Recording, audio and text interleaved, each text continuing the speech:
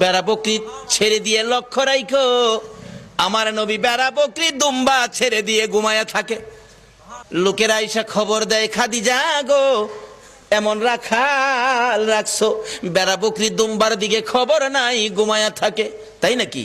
মা খাদিজা একদিন রওনা হলেন, দেখি কি করে ঘুমাই। যাইয়া দেখে বেড়া বকরি দুম্বা ছেড়ে দিয়ে আমার আপনার নবী ঘুমিয়েছে। বড় বড় অজগর সাপ এসে নবীজির মাথার উপর ফনা ধরে ছায়া দিতেছে। খাদিজা বলেন, না না, এই রাখালের বকরি জংলার বাগে নিবে না। খাদিজা বাড়ির দিকে যায় আর ফিরা ফিরা চায়, এটা কেমন রাখাল রে?